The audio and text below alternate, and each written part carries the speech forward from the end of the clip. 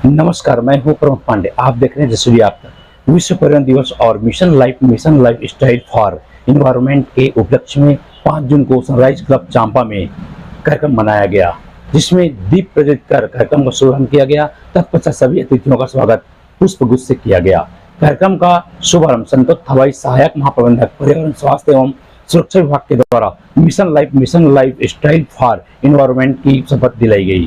तत्पश्चात विश्व पर्यावरण दिवस मनाने से संबंधित एवं इस वर्ष की विश्व पर्यावरण दिवस की थीम भूमि का पुनरुद्धार, मरुस्थलीकरण और सूखे से निपटने की शक्ति तथा स्लोगन हमारी भूमि हमारा भविष्य, हम पुनरुद्धार की पीढ़ी है के साथ साथ प्लास्टिक वेस्ट मैनेजमेंट, सीवेज प्रबंधक, scrap, lead acid battery, invest waste tyre recycling, जल वायु प्रदूषण नियंत्रण, फ्लाई ऐश मैनेजमेंट, क्लस्टर आधारित प्रदूषण नियंत्रण और mission life style for environment की जानकारी देते हुए कहा कि आज बढ़ते हुए प्रदूषण के बारे में हम सबको सोचना होगा कि किस प्रकार पर्यावरण को बचाया जा सके। आगे कड़ी में मुख्य अतिथि संजय जैन निर्देशक ने अपने संबोधन में कहा कि आज प्रदूषण एक चिंतन का विषय है, इसे इस ओर ध्यान देना चाहिए। प्रदूषण को रोकने के लिए हमें स्वयं को आगे आना चाहिए एवं मिलजुल कर कार्य करना चाहिए। प्रदूषण चाहे वायु हो या जल का, इस विषय में हमें चिंतन करना चाहिए। आज पेड़ पौधे की कटाई के कारण भीषण गर्मी के चपेट में है। आज हम इसी तरह पेड़ पौधों की कटाई करते रहें तो आने वाली पीढ़ियों को भयंकर गर्मी की मार सहन करनी पड़ेगी। कार्यक्रम के अध्यक्ष संजय जोशी यूनिट हेड ने अपने संबोधन में कहा कि हम विश्व पर्यावरण दिवस हम हर वर्ष मनाते हैं और पेड़ लगाते हैं, परंतु क्या हम बीच में उस पेड़ की तरफ ध्यान देते हैं? पेड़ लगाना ही पर्याप्त नहीं होता, बल्कि उसका देखभाल करना बहुत जरूरी है। हम अपने लिए नहीं बल्कि आने वाली पीढ़ी को ध्यान में रखकर कम से कम एक पेड़ लगाकर उसका देखभाल जरूर करें, तभी हमारा यह कार्यक्रम सार्थक होगा। विशेष अतिथि के रूप में संजय सिंह, प्रदेशाध्यक्ष इंटक, अपने उद्बोधन में कहा कि छत्तीसगढ़ में जंगल कम होने के कारण आज तापक्रम 47 डिग्री पर है, जिसके कारण समुद्र का लेवल 11 सेंटीमीटर ऊपर आ गया है। पौधारोपण कम होने से वायु एवं जल प्रदूषण हो रहा है। आगे कहा कि पहले लोग मौसमी फल खाते थे, परंतु अभी पेस्ट फ्रूट खा रहे हैं, जिसकी वजह से बीमारी बढ़ गई है। आज पृथ्वी ने जो रूप दिखा रही है वह कहीं न कहीं हमारे ही कर्म का परिणाम है, क्योंकि हम पेड़ तो लगा देते हैं लेकिन उसका देखभाल नहीं करते, इसलिए हम एवं हमारे बच्चे आज भयंकर गर्मी के मार को सहन कर रहे हैं। कार्यक्रम को आगे बढ़ाते हुए अशोक शर्मा, अध्यक्ष अकाउंट, ने अपने उद्बोधन में कहा कि जिस प्रकार भूख के लिए खाना आवश्यक है, उसी प्रकार जीवन के लिए ऑक्सीजन भी आवश्यक है और ऑक्सीजन हमें पेड़ से प्राप्त होती है, इसीलिए हमें अधिक से अधिक पेड़ लगाना चाहिए। आज विभिन्न प्रकार से हमारा पर्यावरण दूषित होते जा रहे हैं। इस विषय में आज चिंतन नहीं करेंगे तो हमारी आने वाली पीढ़ी को विभिन्न प्रकार की समस्याओं का सामना करना पड़ेगा। उदय सिंह, कारखाना प्रबंधक, ने अपने उद्बोधन में कहा कि पेड़ लगाना आवश्यक है, क्योंकि पेड़ से हमें ऑक्सीजन के साथ साथ फल भी प्राप्त होता है। पेड़ के साथ साथ ही हमें जल के विषय में भी विचार करना है। हमें नल के आसपास गड्ढा खोदकर पानी एकत्र करना चाहिए, जिससे हमारा जल का स्तर बनाए रखे। जल रहेगा तभी कल रहेगा। कार्यक्रम के उद्बोधन में डॉक्टर लोकेंद्र लगर, मुख्य चिकित्सा अधिकारी PIL, ने अपने उद्बोधन में कहा कि पर्यावरण के प्रति हमको सदैव सोचना पड़ेगा।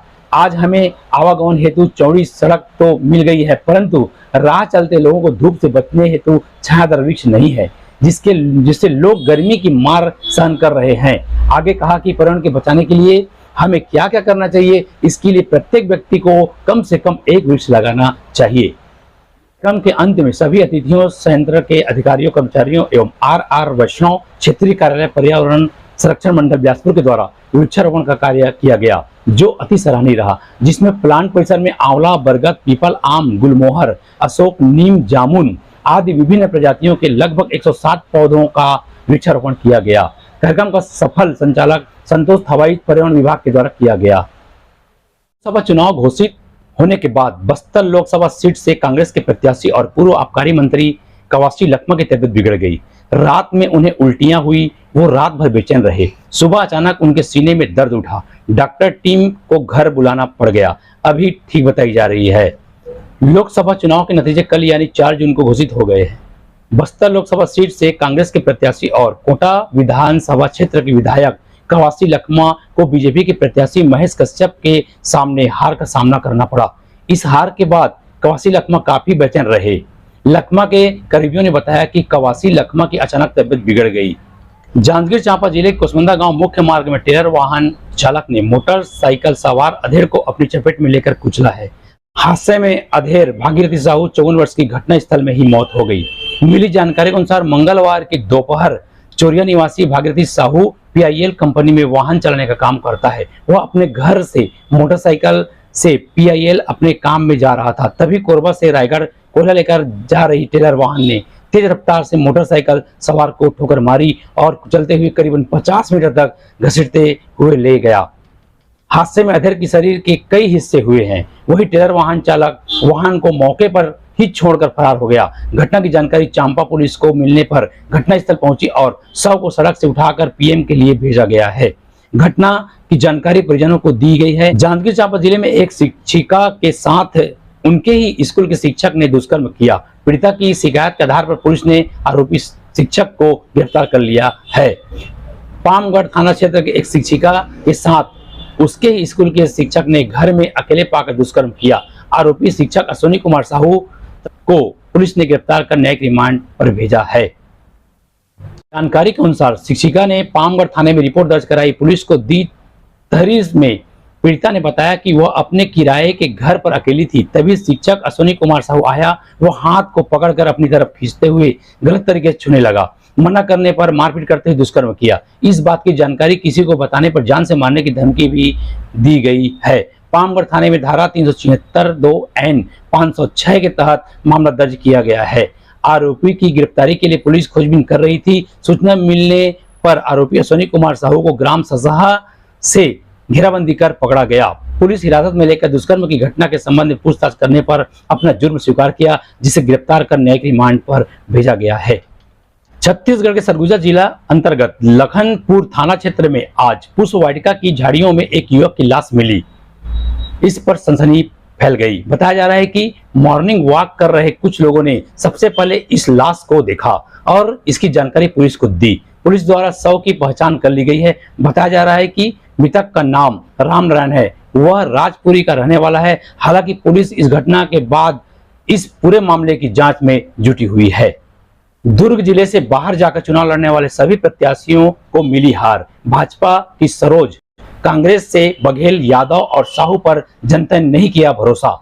छत्तीसगढ़ के दुर्ग से आने वाले कांग्रेस नेता पूर्व मुख्यमंत्री भूपेश बघेल, भिलाई विधायक देवेंद्र यादव, पूर्व मंत्री ताम्रध्वज साहू और भारतीय जनता पार्टी की नेत्री भाजपा राष्ट्रीय उपाध्यक्ष सरोज पांडे ने अपने जिले से बाहर जाकर चुनाव लड़ा।